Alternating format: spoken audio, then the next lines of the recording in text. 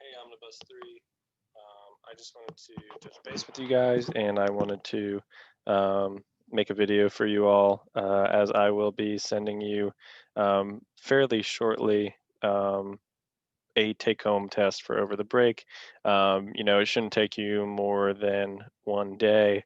I want it to be kind of short and simple um, for you guys to do. It's just talking about the things that we discussed in class. We did not have time to discuss this though. Very quickly, just going over how Rousseau views religion in society, and he talks about this thing called censorship, and he has a little bit of a different meaning of the word censorship. I think we know the word censorship, but we have to discuss what he actually means here. So Rousseau's language, I think we've already realized that, but he picks very specific words, and he sometimes has very specific ideas behind what he means.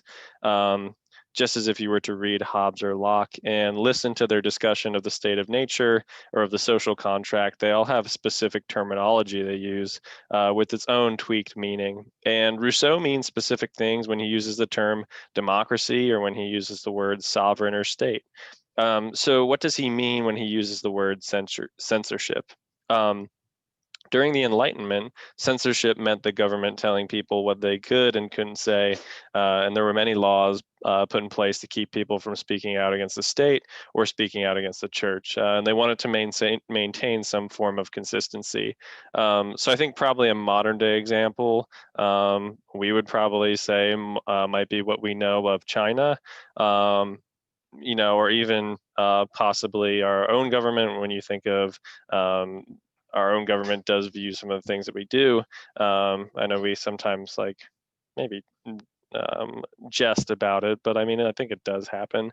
Um, so the difference is that if you mention certain things in China, there's a potential that you could lose your life, or uh, there's a potential for a really big impact there, especially if you were to mention certain events like Tiananmen Square. So I think our government monitors us or looks at us, but I don't think they're really looking necessarily if we're saying the right things or not, or if we mention certain events, right? That's not anything that we would experience here or we experience here. Um, so that's kind of an example that I can give you of censorship here. So the declaration of the public judgment is censorship. Hobbes, or excuse me, not Hobbes, Rousseau has a different meaning here behind censorship. So what Rousseau is talking about is actually an ancient Roman form of censorship, and they were an institution. The original censors were not there to censor the common people, but they were actually there to monitor the government. So we have to understand his language. They were the censors or spokesmen of the people's opinion. They were there to preserve the values established by laws. Their job was to prevent corruption of action and opinions, and they were a source of honor as well as shame. We'll be talking about this a little bit more. So as we've said, his censorship is about the leaders, that the laws that they pass actually conform to the general will. So they would have to have a very good knowledge of the general will. So, right, and I was saying this before, but they could cause public disgrace. Removal of senators was something that censors could do. It really seemed to be that it was like a system of embarrassment. Like if you did something in government that you weren't supposed to do, if you took bribes from somebody, the censors were there to call you out. That was the idea behind these Roman censors.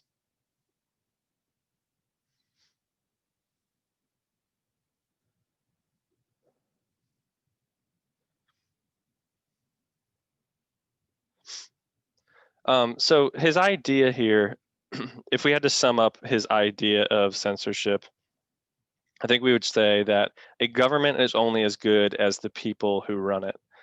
I feel like this is the idea that he's trying to get across here.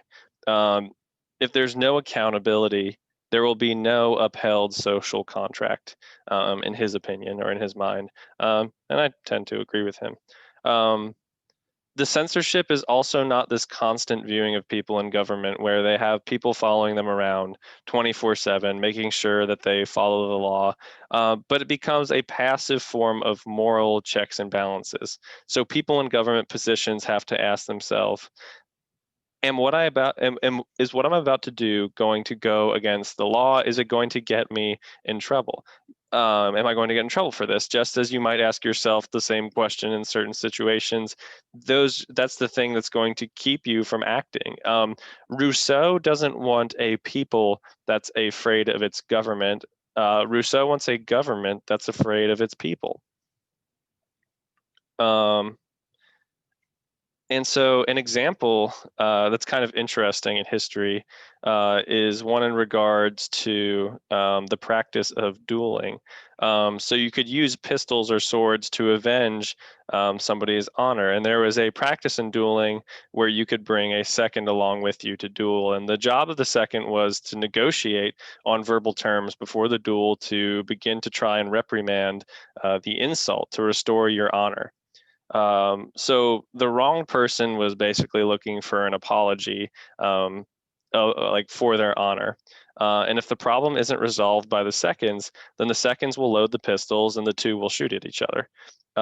But one of the problems with seconds is throughout history, they at times had to be willing to step in and duel.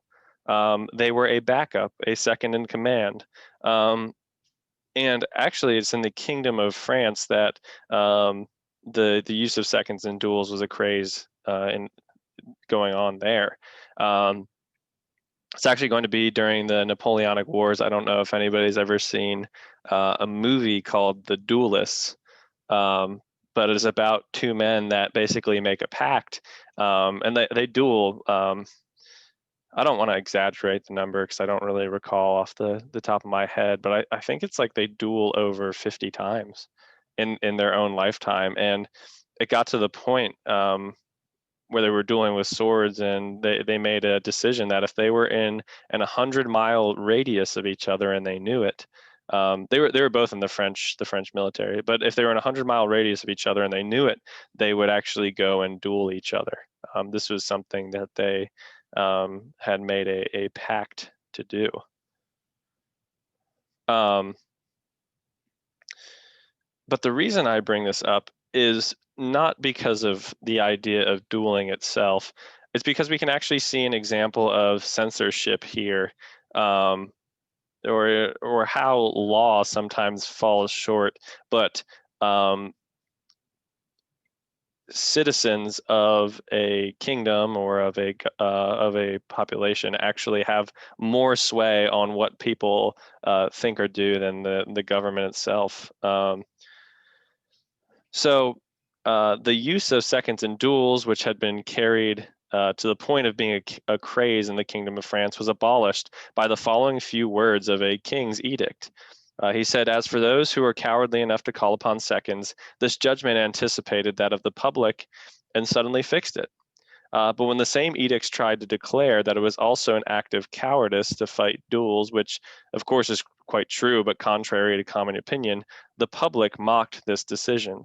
And it concerned a matter about which its mind was already made up." Um, so you can see here that the king tries to make an edict, or he tries to declare that dueling is a cowardly thing, and yet it only really mattered when the people made that call or that decision. Um, so this is just an interesting example of a time or a moment um, where we're going to see that it's going to be the power of the people that is going to shame.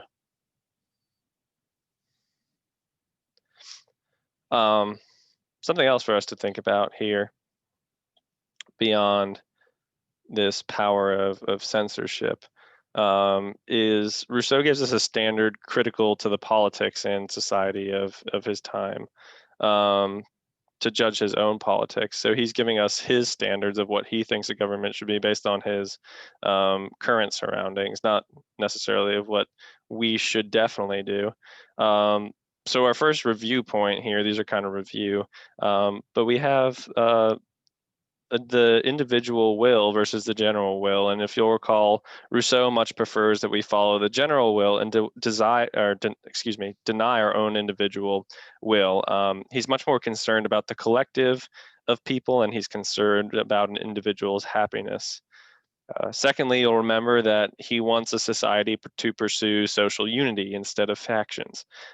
These ideas also show up in our founding, the founding of our nation, Jefferson versus Madison. Jefferson had desired more of this idea of factions and people pursuing small communities and taking part in Republican government, where these small groups valued the personal interests of those in their group societies, especially Great Britain as corrupt, and they controlled money, or controlled by moneyed interests, and they afflicted with the problems that he saw in urban settings, right? So he wanted to have a more he didn't want to have these urban settings. He wanted to move out to the country. He thought a society based on manufacturing would always generate class conflict. And he compared cities and the mobs of working class peoples who inhabited them. He called them sores on the body politic. Um, Small landholders, on the other hand, would be independent of the influence of wealthy men, and they would thus be able to participate in Republican government. So he described these farmers as, he called these farmers the chosen people of God. And he thought that the massive exports that would be generated by their work, and also that of those that worked for them, so slaves at the time, could best maintain American independence. So where we can see Jefferson differs in his belief that the politics should represent both the majority, but that the minority should be allowed to keep their beliefs and freedoms in a similar sense, right? That's where Rousseau does not line up with Jefferson at all. It's kind of interesting here. And of course, we could go on to talk about Madison as well, but I don't want to belabor this point too long. Of course, another main idea that we see in Rousseau's work, and we talked about, that Rousseau used to insult people that pursued luxury, and he wanted to live this simplistic life. Although we did say that most of it's kind of almost backwards, because Rousseau's pursuit of this simplistic life and thinking in the way he did actually made him very wealthy. So even though he insulted the luxurious and those that lived luxuriously, he actually had a lot of wealth himself. He also wants to talk about morals and religion versus hypocrisy. I think something, maybe that we can connect to is, we talked about, first book that we read, Machiavelli, right? Machiavelli he's a realist, and he doesn't think that anybody can actually act morally, that they're just using it kind of as a smokescreen to do what they want. But our conversation on Rousseau is going to finish here on his view of religion, and what kind of religion he thinks a society should have. And he's very adamant about and direct about appropriate religion for a society.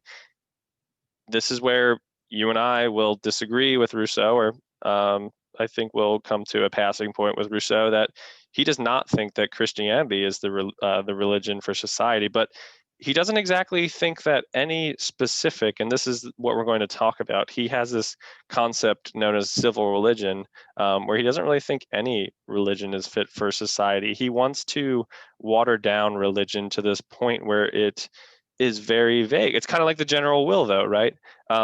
When you think about Rousseau and how he talks about what the government should pursue, well, we can't pursue anybody's particular interest because, well, we're afraid to upset them, or we're afraid to go with what anybody specifically wants. It's the same thing with religion. So You know, when it comes test time, or when it comes time to talk about this idea, I want you to relate this back to the general will, because it's, I mean, you already understand that concept, and now it's just being applied to religion. And he's saying no one religion should be pursued, is what he thinks. And of course, we could compare that to you know, John Locke, and also to Hobbes, whom we talked about earlier, and how they feel about religion. And we'll remember that Locke, you know, there was a lot of actually religious persecution going on during Locke's time, and he argued basically for a full tolerance of all religion, right? So, I mean, if we had to, um, guys, hint, hint here, maybe make an asterisk or like a little star next to this in your notebook. If you had to compare Locke and Rousseau on religion, this would be the point of contention, where we would have to talk about their differences. Locke wanted to pursue a tolerance, total tolerance of religion. He thought that government shouldn't even have anything to do with religion at all. And we have Rousseau here saying, well, we need a civil religion, but we need it to be watered down because we don't want it to particularly um, cater to anybody, I'll say, cater to anybody. And finally, Rousseau wants a society that does not run based upon a hierarchy of any sort. He does not want a certain people to be thought of as more highly than others, but he maintains this idea of equality within his society. Of course, I do think the problem here is how it's not even possible to obtain this. But remember that one of his main focuses of equality is on his ideas that no one should own more property than another, right? For Rousseau, a lot of it comes back to property rights. And he thinks it's unfair for a government, for somebody to have more than another person and protect it. I mean, that's where a lot of his qualms with government of his time comes in.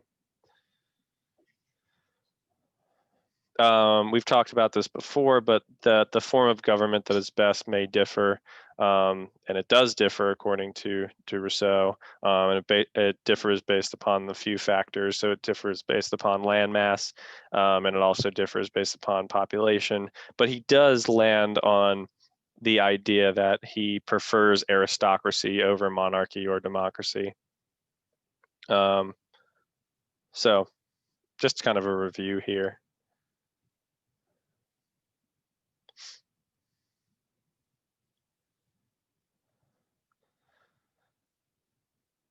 I'm not going to read this to you, although this was his beginning of book 4, and you guys can read this, and you have read this already. Actually, you know what? Scratch that. I will read this.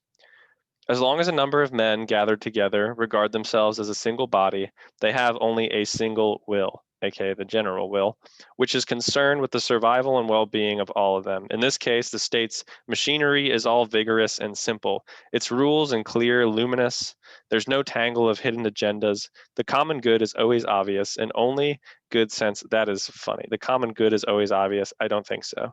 And only good sense is needed to perceive it. Peace, unity, and equality are enemies of political subtleties. Simple, straightforward men are hard to deceive because of their simplicity. Lures and ingenious excuses don't work with them. They aren't even subtle enough to be dupes.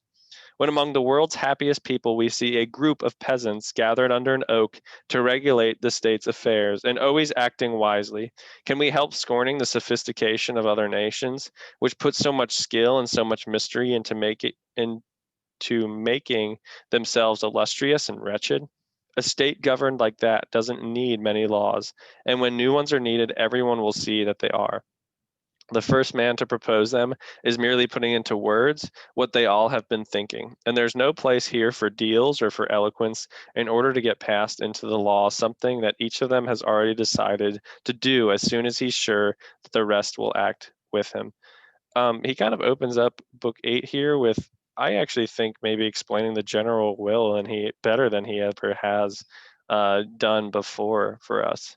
And he talks about how ridiculous it seems that any other nation wouldn't try and pursue the general cause of everyone.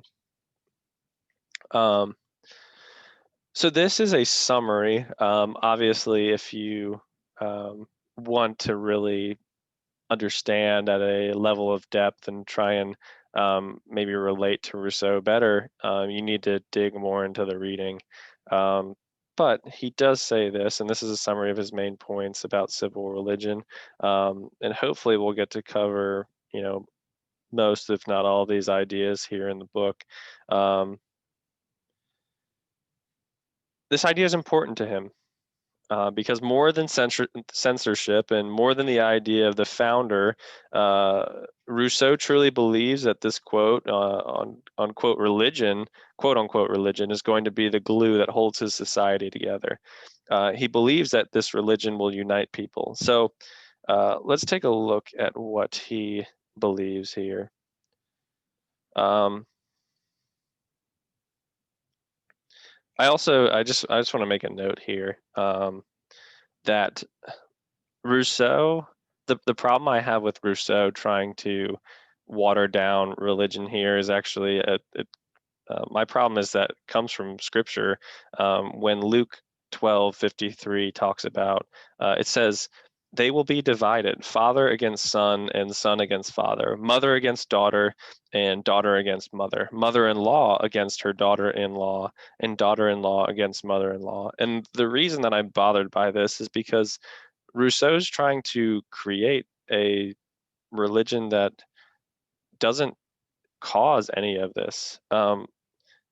I think that when we come to the end of our lives and we see the split difference between people that have truly tried to live out the gospel and those that have not, or those that have been afraid of offending people, there are not good things waiting for the people that have lived their life trying not to offend people. Matthew 24:7 says, for nation will rise against nation and kingdom against kingdom, and there will be famines and earthquakes in various places. Now, some people have said that Matthew 24:7 is referring to early Rome. And I actually think that might be right, that it was referring to events that would happen in the Roman Empire. But nonetheless, I think we have this same idea, that we have to consider that is a religion that is just watered down and tries to cater to everybody, is that actually a good religion? Specifically, if you do that to Christianity. But I mean, let's just for a moment back up and even think about any religion doing this. And it doesn't seem to even make sense or meet the purpose of what a religion is supposed to do. So sorry about that little bit of, I don't think it's sidetrack. I truly mean those things when I say them. But this is Rousseau's civil religion. First of all, there is a God, right? This seems pretty straightforward, but it should be noted that this God cannot be a king or a figure from this world, according to Rousseau, but he has to be from another world. He is not a demigod, right? So he's not like half man, half God, or merely a man to be treated as God. So this is one thing that Rousseau says about the civil religion. Number two, this God must demand goodness, virtue, or goodness and virtue. It's this idea that he wants morals, and he wants these morals to be in people. So remember, or from your reading, recall that Rousseau wants people in a civil religion. He thinks the purpose of religion is for people to act virtuously. And so you have to create a character or a God that acts in a certain way so that the people will follow him. Number three, the good is that the good of all is referring, or the good must be the good of all, point three, is referring back to the general will. It's an intense contrast to something, or to Christianity as a religion.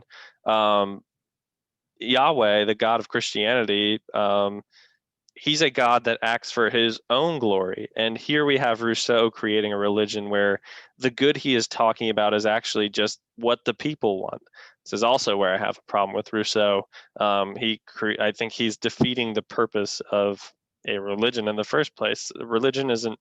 Um, it doesn't make sense to have a God that bends to the will of the people.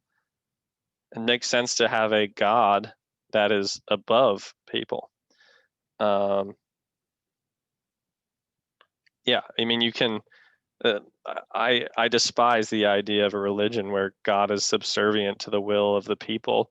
Why is he God in the first place if he has to act according to what people want? It's kind of like it's just this is where I really start to go downhill with Rousseau.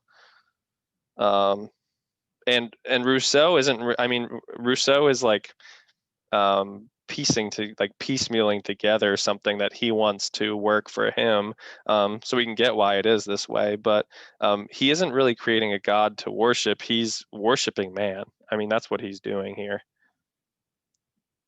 Number four, the good person is the good citizen. So the citizenship is tied up with moral goodness and with God, and there's a relationship between all three. So God, the individual, and the state, right? All three are mixed together. Um, God punishes the wicked through an afterlife. This is something that Rousseau said that he wanted as part of his religion. How you live and what you do in this life matters, and this is a standard for a multitude of religions. Besides Christianity, but Judaism, is Islam, I think even Hinduism and Buddhism. I could be wrong on that, but I think they both, from what I'm recalling, actually do include that as well. The idea of an afterlife, rather than being used as a means to develop a love for God or to show God's wrath, but in Rousseau, it's something that kind of maybe invokes fear, but it's also a tool for manipulation.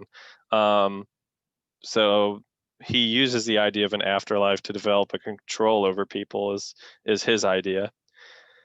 Um, Intolerance will not be tolerated. We can talk a lot about that, but intolerance is the one thing that we can not tolerate. It makes me ask a big question of what he actually means by tolerance. Um, Earlier on in the book, he talks about how if someone does not disagree or agree, excuse me, if someone does not agree with the general will, then they can be forced to have their minds changed, right? They will be forced to follow whatever the general will is deemed as. So um, he's talking about forcing others. I think he uses the phrase actually, he will force others to be free. In other words, forcing others to take part in the social contract. So if you think about this, Rousseau has a problem with like people being intolerant, and yet he is not tolerant himself. I mean, this is I just find Rousseau contradicting himself uh, multiple times in his book or in his work, and very very hard to carry out. Something that he thought was very straightforward to me is not straightforward at all. And then we have his next point here, and this is where I think this kind of sums up everything that he wants. The state is God's instrument. So God uses the state to carry out what he wants, and that makes the state um, all that much more able to control the people because he wants a religion that's more of a manipulation tool than not. And citizens owe the state absolute allegiance. Um, and a really good question to ask ourselves, which kind of undermines Rousseau, I think, as a whole, is what if the general will does not want this form of religion that Rousseau has designed for them? I mean, wouldn't that be kind of interesting? Like Rousseau goes from being this guy that seems like he really cares about people and what they want to being this watered down um, guy who seems all about control, I think. Like once he gets to this point in his book, um, yeah, what if people did not want his religion that he designed for them, right? Because this is what he's designed. Um, so very, very interesting. Um,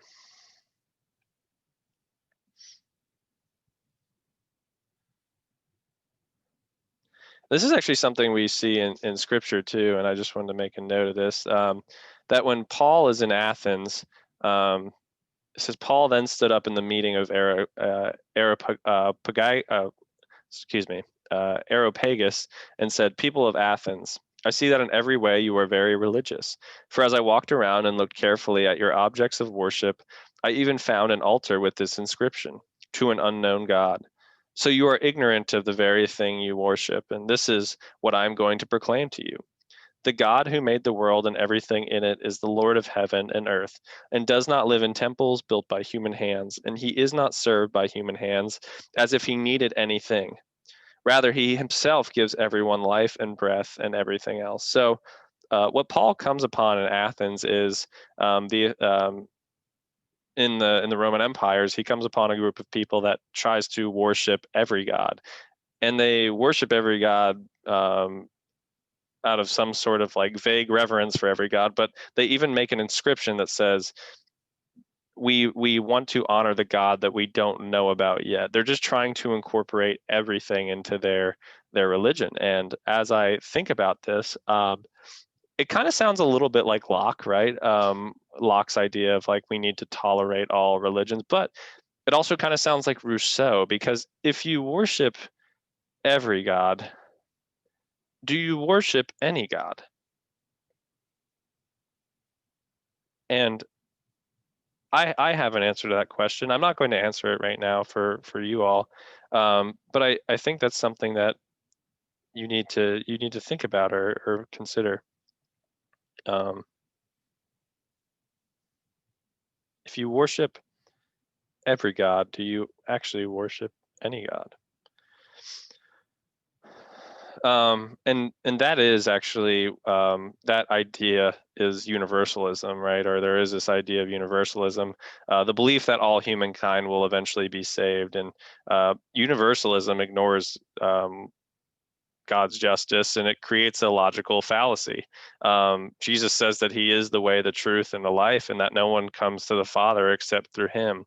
It can't logically be that every path and choice leads to the same outcome.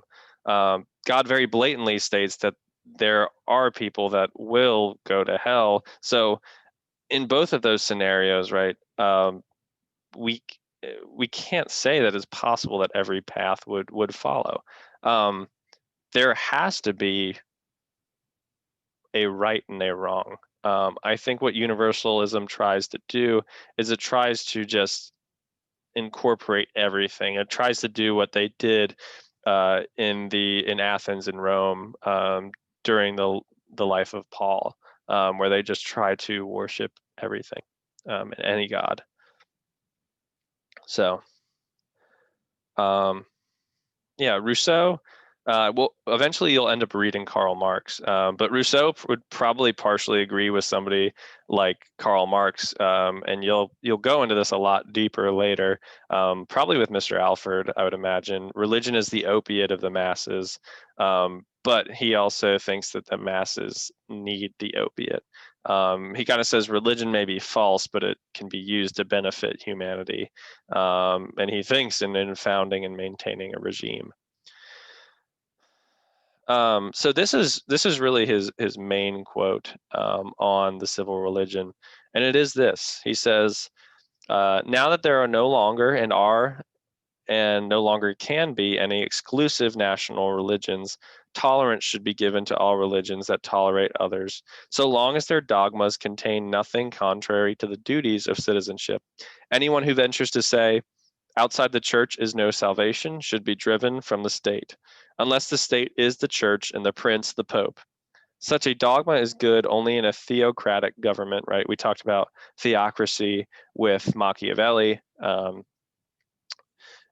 in a theocratic government, and any other, it is fatal. The reason Henry the Fourth is said to have had for embracing the Roman religion, namely that the Roman Catholics did, while the Protestants didn't, say our faith is the only possible route to heaven, ought to make every honest man leave it, especially any prince who knows how to reason. It's that last part that right there, right? That reminds me of universalism. Our faith is the only possible route to heaven, ought to make every honest man leave it, right? He says if you claim, or if you have a religion that claims that it's actually true and it is the only truth, then you should be out of there. Um, like the building is on fire, and it's um, yeah, and this is his idea. This is what reminds me of universalism here, and why I say that Rousseau is trending towards that idea of universalism. Um, and of course, I don't want to spend too much time on this because we've kind of talked about it a little bit already, but we did talk about Henry IV and the St. Bartholomew's Day massacre, and the religious wars between Protestants and Catholics. Um, I'm actually going to end our conversation here. But I think just a few things to keep in mind as you watch this. Be able to explain the civil religion. You can go back and you can review this video as many times as you like. You can pause it and take notes. And I'll even say that for you, there's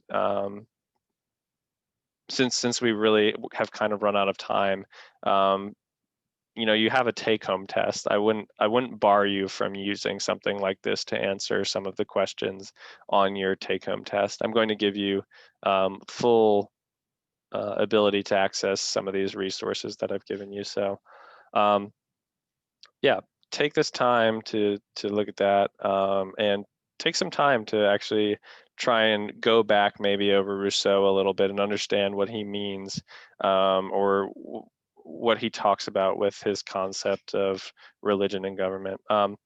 That being said, if I don't get to see all of you guys tomorrow, I hope that you have a wonderful Christmas break, and I will see you all next year. All right, guys.